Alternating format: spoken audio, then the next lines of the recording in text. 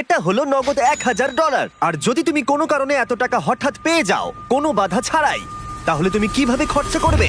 এগুলো ডিসপ্লে করে রাখা হয়েছে যাতে আমাদের প্রয়োজনীয় পোশাক আমরা এখান থেকেই পছন্দ করতে পারি।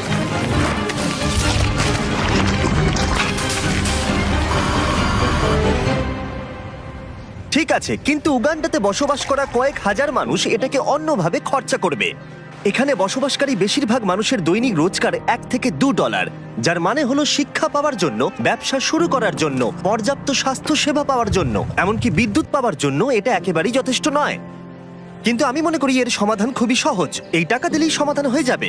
কিন্তু এটাও ঠিক, এমন লোকদের এতগুলো টাকা একসাথে দেওয়া ঝুঁকিপূর্ণ হয়ে যাবে যারা এতগুলো টাকা এর আগে কখনো একসাথে পায়নি। তাই যখন একটা অর্গানাইজেশন এই কাজে আমাদেরকে সাহায্য করবার জন্য এগিয়ে এলো, তখন আমরা জানতাম আমাদের আরো জানবার জন্য সেখানে যেতে হবে। উগান্ডা একটি সুন্দর দেশ এবং এখানে কিছু অবিশ্বাস্য লোক থাকে, কিন্তু যখন আমি প্রথম এই প্রোগ্রামটি সম্পর্কে গিভ ডাইরেক্টলির সাথে যোগাযোগ করি, তখন আমার প্রাথমিক প্রতিক্রিয়া এটাই ছিল যে এটা একটা ভয়ানক ধারণা। আমি ভেবেছিলাম যে চরম দারিদ্র্যের মধ্যে থাকা মানুষগুলোকে যদি 1 বছরের পুরো আয় সরাসরি তাদের হাতে তুলে দেওয়া হয়, তাহলে বোধহয় দুর্যোগের মধ্যে সেটা সঠিক হবে না। গিভ ডিরেক্টলি একটা সিলেকশন প্রসেসের মধ্য দিয়ে অর্থনৈতিকভাবে সবথেকে পিছিয়ে পড়া গ্রামগুলোকে বেছে নেবে আর প্রত্যেকটা ফ্যামিলিকে সাইন আপ করাবে। তারপর তাদেরকে একটা করে মোবাইল ফোন দেওয়া হবে আর তারা একটা ইউনিক পিন নাম্বার পাবে। টাকাটা তাদের সিম কার্ডে ডাইরেক্ট ঢুকবে যাতে তারা সরাসরি লেনদেন করতে পারে, অথবা তারা পিন কোড ব্যবহার করে কাছাকাছি আউটলেটে গিয়ে মোবাইল মানি এজেন্টের কাছ থেকে ক্যাশ উইথড্র করতে পারে। এই সমস্ত পিছিয়ে পড়া সম্প্রদায়ের মানুষদের সীমিত কাজের সুযোগ তাদের পরিবারের ভরণ পোষণ অত্যন্ত কঠিন করে তুলেছে। তাদের মধ্যেই একজন হলো পল। আমার স্ত্রী আর 2 সন্তান আছে, আমরা 4 জনে থাকি। আমার পরিবার দিনে একবারই খেতে পায়, আমরা একবারই খাই, রাতের বেলা, যেটা আমার কাছে খুব কষ্টকর। যদি পলের একটু বেশি অর্থ থাকতো তাহলে সে সেটাকে শুধুমাত্র ব্যবসাতেই বিনিয়োগ করতো না, বরং তার সন্তানরা এর পাশাপাশি ভালো শিক্ষার সুযোগও পেত। আমার এখন জীবনের লক্ষ্য হলো সিনিয়র ফোরেস্ট সার্টিফিকেট পাওয়া। হয়তো তারপর আমার জীবনের কোনো একটা উন্নতি ঘটবে কোনোভাবে। চরম দারিদ্র্যের মধ্যে বসবাসকারী লোকেরা খুবই সীমিত। তাদের বেশিরভাগ দিন অতিবাহিত হয় ছোটখাটো কাজে এবং তারা নিজেরা এই দারিদ্র্যের চক্র থেকে বেরিয়ে আসতে পারে এটা তারা ভাবতেই পারে না। 1 বছর আগে এরকমই অবস্থা ছিল টিয়ান এবং লকুরের। তাদের বাচ্চারা স্কুল ছেড়ে দিয়েছিল আর তাদের এলাকায় কাজ খুঁজে পাওয়া অত্যন্ত কঠিন ছিল। কিন্তু গিভ ডিরেক্টরির কাছ থেকে ডোনেশন পাবার পর তাদের জীবন একেবারেই বদলে যায়। তারা সেই ডোনেশন ব্যবহার করে জমি কেনে এবং নিজেরাই সেই জমিতে চাষ করতে শুরু করেছে।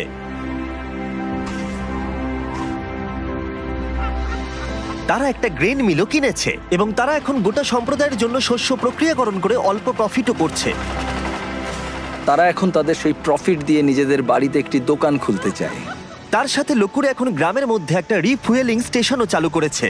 এই প্রোগ্রামটি কি করতে পারে তার জ্বলন্ত উদাহরণ এটা, কারণ এর ফলে তাদের ব্যবসা এবং অর্থনীতি দুটোরই উন্নতি হয়। তাও আমাদের সন্দেহ ছিল এই ডিরেক্ট ক্যাশ দেওয়াটা কতটা কাজে আসবে। আমরা জানতে চাইছি এতে ওদের কি কি সুবিধা হবে ওদের ট্র্যাডিশনাল সিস্টেমগুলোকে কাজে লাগিয়ে। তাই আমরা স্থানীয় গিভ ডাইরেক্টলি ফিল্ড অফিসার সিলভেস্টোর সাথে দেখা করলাম। আমি এই কমিউনিটির মধ্যেই থাকি, আমি কারামোজাতে কাজ করি। আমি এখানেই জন্মেছি এবং এখানেই বড় হয়েছি। আমার ক্ষেত্রে যেটা হয়েছিল, যখন আমি বড় হচ্ছিলাম, মানে যখন আমি স্কুলে পড়ছিলাম, বিশেষত যখন আমি সেকেন্ডারি এডুকেশনের জন্য পড়ছি, আমার বাবা মায়ের কাছে অতটা টাকা ছিল না যাতে তারা আমার পড়াশোনা আরো এগিয়ে নিয়ে যেতে পারে। তাই আমাদের বাড়িটা বিক্রি করে দেয় যাতে আমি স্কুলে যেতে পারি। সেটা ছিল আমার কাছে আমার স্বপ্ন বিক্রি করে দেওয়ার মতো, আমার সবকিছু বিক্রি করে দেওয়ার মতো। এটা ছিল এক চরম দারিদ্রতা, আমাদের কাছে কোনো কিছুই ছিল না। যখন আমি গিভ ডাইরেক্টলিতে জয়েন করলাম, আমি বুঝতে পারলাম যে এটা অনেক অনেক আলাদা। আগে আমি যাদের সাথে চ্যারিটি করেছি তাদের থেকে অনেক আলাদা। গিভ ডাইরেক্টলি আমাদের ডিরেক্ট ক্যাশ দেয়, সেই ক্যাশটা আমাদের কমিউনিটির মধ্যে যায় আর সেই ক্যাশটা আমাদের কমিউনিটির বিজনেসও বাড়ায়। এই ক্যাশটার বদলেই আমরা আমাদের চাহিদা পূরণ করতে সমর্থ হই। মানুষ দারিদ্র্যের মধ্যে আটকে পড়েছে প্রচেষ্টার অভাব বা সামর্থ্যের অভাবে নয়, সুযোগের অভাবে তারা দারিদ্র্যের মধ্যে আটকে পড়েছে। তাদের মধ্যেই একজন হলো জোসেফ, যিনি গ্রামের প্রধান। কেউ কেউ অনেক দূরের জমির মালিক, তাই আপনার যেটা সব থেকে বেশি দরকার সেটা হলো টাকা, যাতে আপনি কাছাকাছির মধ্যে জমি কিনতে পারেন। আমরা এই ঘাসের বাড়ি তৈরি করি আর উই পোকা এই ঘাসগুলো খুব দ্রুত খেয়ে নেয়, তাই খুব বেশি দিন এই বাড়িগুলো থাকে না। আমরা পরের বছর আবার এগুলো তৈরি করি, ধ্বংস করি, আবার তৈরি করি, এভাবেই চলতে থাকে। কিন্তু এই গ্রামে বাড়ির সমস্যাই একমাত্র প্রধান সমস্যা নয়। ক্ষুধা, দারিদ্রতা এবং শিক্ষার অভাব এই সমস্ত সম্প্রদায়ের মানুষদের অন্যতম প্রধান সমস্যা। তার নিজের গ্রাম পরিচালনা করার বোঝা ছাড়াও জোসেফ গুরুতর স্বাস্থ্য জটিলতায় ভুগছে। কয়েক বছর আগে তার স্ট্রোক হয়েছিল, যেটা তাকে দুর্বল করে দিয়েছে এবং তার কাছে পর্যাপ্ত অর্থ না থাকায় সে প্রয়োজনীয় ওষুধও কিনতে পারছে না। জীবনযাপন এখানে সত্যি খুব কঠিন। আমি বাঁচবো কিনা আমি জানি না, আমি সত্যিই জানি না, কারণ আমার যে রোগটা হয়েছে সেটা খুবই কঠিন। আমি সত্যিই জানি না। এখানে প্রত্যেকের নিজের নিজের চাহিদা রয়েছে এবং আমরা যেটা বুঝতে পেরেছি সেটা হলো এই মানুষগুলোকে একটা ভালো ভবিষ্যৎ দিতে গেলে তাদের নিজেদের এবং তাদের পরিবারের জন্য সিদ্ধান্ত নেওয়ার ক্ষমতা দিতে হবে। তাই আমরা ঠিক করেছি গিফট ডিরেক্টলির সাথে যুক্ত হয়ে এই গ্রাম এবং আশেপাশের 300টি পরিবারকে অর্থ অনুদান করে সাহায্য করব তাদের উজ্জ্বল ভবিষ্যতের জন্য। তাই যখন গিফট ডিরেক্টলি টিম গ্রামগুলোর চূড়ান্ত তালিকা প্রকাশ করছিল, যেটা করতে সারাদিন সময় লাগবে, তখন ড্যান এবং ড্যারেন গ্রামটা ঘুরে দেখলো, যেখানে তারা ছুরি ধার দেবার যন্ত্র দেখতে পেল। তোমার কি মনে হয় এটা আমরা আরো ভালো করতে পারবো? হ্যাঁ, আমার মনে হচ্ছে আমরা ভালো করব। এই তো, তুমি পারবেই। এই তো এইভাবে। হ্যাঁ,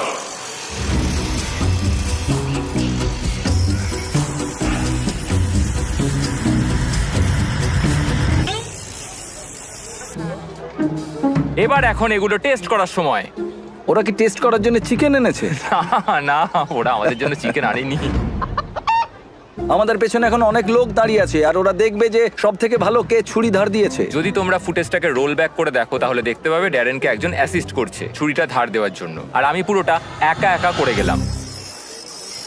আমি অনেক বেশি প্রফেশনাল ভাই। হ্যাঁ। ঠিক আছে, আর এখন ড্যান এবং ড্যারেনের পালা। আমি চ্যাম্পিয়ন। হ্যাঁ হ্যাঁ, তুমি চ্যাম্পিয়ন, তুমি চ্যাম্পিয়ন। ড্যারেন হার মানতে না পেরে অন্য কিছু চেষ্টা করলো। সমগ্র আফ্রিকা জুড়ে লোকেরা তাদের মাথার ওপরে জিনিসপত্র বহন করে থাকে। ড্যান আর আমি এখন সেটাই চেষ্টা করতে যাচ্ছি। ওরে বাপরে। দাঁড়াও। আরে তুমি দাঁড়াও। তুমি কি ঠিক আছে? তোমার হাত নিচে তো? হ্যাঁ। তুমি এটা নিয়ে দাঁড়িয়ে আছো কি করে? ঠিক আছে, তুমি তৈরি তো? ও, আমি জিতে গেছি। হতেই পারে না। ঠিক আছে, এইটা ড্যারেন জিতলো, কিন্তু ওর ব্যাগটা। তুমি এটা কিভাবে করছো?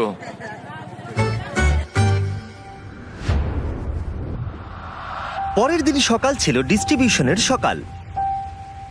এখন সেই মুহূর্তটা এসে গেছে।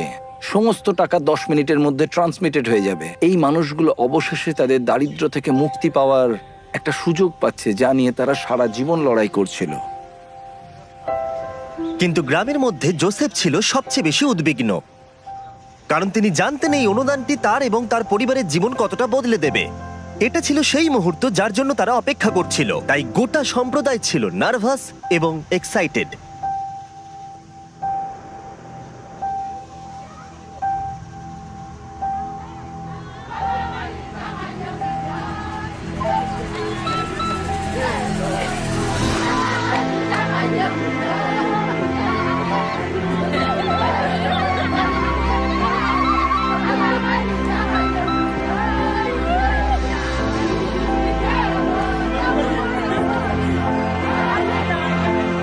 এটি অনেকগুলো মানুষের জন্য একটা সত্যি অসাধারণ মুহূর্ত।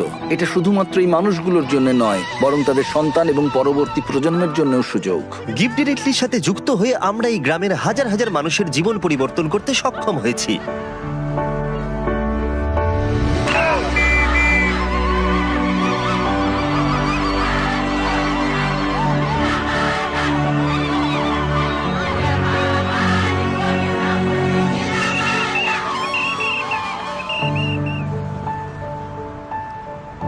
টেক্সট মেসেজ পাওয়ার পর এখন সময় তাদের টাকাগুলো উইথড্র করবার। 100 বছর আগের থেকে এই মানুষগুলো কোনোদিন সেরকম ভাবে সুযোগ পায়নি, কিন্তু এখন তারা এগিয়ে চলেছে, তারা সুযোগ পাচ্ছে। ইতিহাসের একটি কলঙ্কিত অধ্যায় শেষ হয়েছে এবং তারা শুধু নিজেদের জন্য নয়, পরবর্তী প্রজন্মের জন্যও শক্তিশালী ভবিষ্যৎ গড়ে তুলতে পারে। এবং তাদের মধ্যে বেশ কয়েকজন এটার সঠিক ব্যবহার করতে শুরু করে দিয়েছে, যেমন রুথ। এই অর্থকে কিভাবে কাজে লাগাতে হয় তার শক্তিশালী উদাহরণ হলো রুথ। গিফট ডিরেক্টর থেকে টাকাটা পাওয়ার আগে আমি আমার সন্তানদের ঠিকমতো দেখাশোনা করতে পারতাম না, কোনো ওষুধ কিনতে পারতাম না। আমি একজন হাউসওয়াইফ ছিলাম, আমাদের জীবন খুব কষ্টে কাটছিল। কিন্তু প্রতিকূলতা সত্ত্বেও রুথ গিফট ডিরেক্টলির সাহায্যে তার স্বপ্নগুলো সত্যি করতে দৃঢ় প্রতিজ্ঞ ছিল। সে তার স্বপ্নগুলোকে বাস্তবে পরিণত করবার জন্য এবং তার পরিবারের সন্তানদের উজ্জ্বল ভবিষ্যৎ দেবার একটা সুযোগ পেয়েছিল। ও এখন তার ব্যবসায়িক মনোভাবকে ব্যবহার করে শুধুমাত্র নিজের উন্নতিকরণের জন্য নয়, বরং তার পুরো সম্প্রদায়ের উন্নতিকরণের জন্য। আমি এখন আমার পরিবারের সব দায়িত্ব নিতে পারছি। এখন আমাদের জীবন অনেক সহজ হয়ে গেছে। আগের মতো আমাদের আর কষ্টে দিন কাটাতে হয় না। কিন্তু রুথি একমাত্র নয় যে তার টাকাগুলোকে সঠিকভাবে ব্যবহার করতে শুরু করেছে, যেমন আউমা, যে তার গোটা জীবনকে উৎসর্গ করেছে শিক্ষার জন্য। বছরের পর বছর কঠোর পরিশ্রম করে সে তার নিজের জমি কেনবার টাকা অর্জন করতে পেরেছে, এবং গিফট ডিরেক্টলির অর্থ অনুদানের সাহায্যে সে তৈরি করেছে ক্লাসরুম, টয়লেট, এমনকি 7 জন টিচারকেও সে হায়ার করেছে। বর্তমানে এই স্কুলে 200 জনেরও বেশি ছাত্রছাত্রী রয়েছে।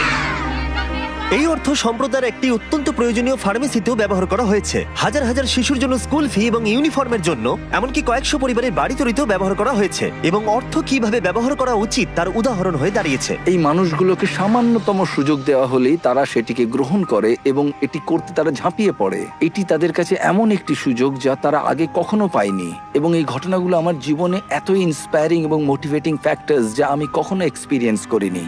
ট্রিপটা শেষ করার জন্য ড্যারেন আরো একটি স্কুল পরিদর্শন করলো। গিফট ডিরেক্টলির অনুদানে 1 সপ্তাহের মধ্যে শিক্ষার্থীর সংখ্যা গিয়ে দাঁড়িয়েছে 650 থেকে 980, কারণ তাদের প্যারেন্টসরা এখন সক্ষম স্কুলের ফি দিতে এবং ইউনিফর্ম কিনতে। Little children, little children, obey your parents. Little children, little কিছুক্ষণ আগেই মেঘের আওয়াজ শোনা যাচ্ছিল। আসলে সবেমাত্র বৃষ্টি শুরু হয়েছে। বাচ্চারা গান শুরু করতেই মেঘ মুছে গেল এবং আকাশ এখন উজ্জ্বল। এটা একটা খুবই আশ্চর্যজনক অভিজ্ঞতা ছিল। children, obey your parents. Gift directly প্রমাণ করেছে যে আমাদের প্রাথমিক ধারণা একেবারেই ভিত্তিহীন ছিল। আমাদের এরকম নতুন অনেক আইডিয়া আছে যাতে আমরা সবাই মিলে একটা সুন্দর ভবিষ্যৎ গড়ে তুলতে পারি। কিন্তু প্রয়োজন আরো অনেক, তাই আমরা গিফট ডিরেক্টলির সাথে অর্থ অনুদান দিতে মাত্র 1 মাইল দূরে আরেকটা গ্রামে গেছিলাম। সাহায্য করতে চাইলে ডোনেট বাটনে ক্লিক করুন বা giftdirectly.org/beast এ যান, যাতে আমরা আরো বেশি করে উগান্ডাবাসীদের সাহায্য করতে পারি। বাই। সাবস্ক্রাইব।